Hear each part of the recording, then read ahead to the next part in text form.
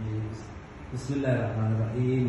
یہ بئر امام علی علیہ السلام چاہے امیر المومنین مولا علی کا کنواں کہا جاتا ہے اسے، اور یہاں پر لکھا ہوا ہے بئر امیر المومنین علی بن ابی طالب علیہ السلام فی جامع براسہ. جامع براسہ مسجد براسہ میں مولا علی ابن ابی طالب کے نام سے منسوب یہ کنواں ہے. اور وہ روایت یہاں پر لکھی ہوئی جو میں نے بیان کیا تھا بعد نزل امیر المومنین علی ابن ابی طالب علیہ السلام منطقہ براسہ لما رجع من النہروان سنہ 37. امیر المومنین علیہ السلام جنگ نہروان سے جب پلٹے تھے سن 37 ہجری میں، تو یہاں اس منطقہ براسہ میں آئے تھے.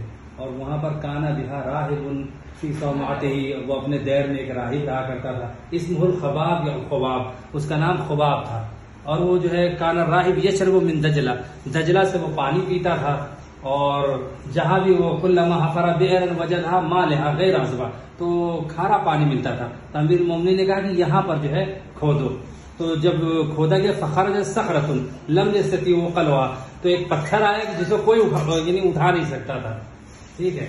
تو بہرحال مولا علیہ السلام نے کیا کیا، اب یہاں پر دیکھیے فرق علیہ السلام برجلہ، اپنے پیر سے مارا، جسے کوئی اٹھا نہیں سکتا، پیروں سے مارا پتھر ہٹ گیا.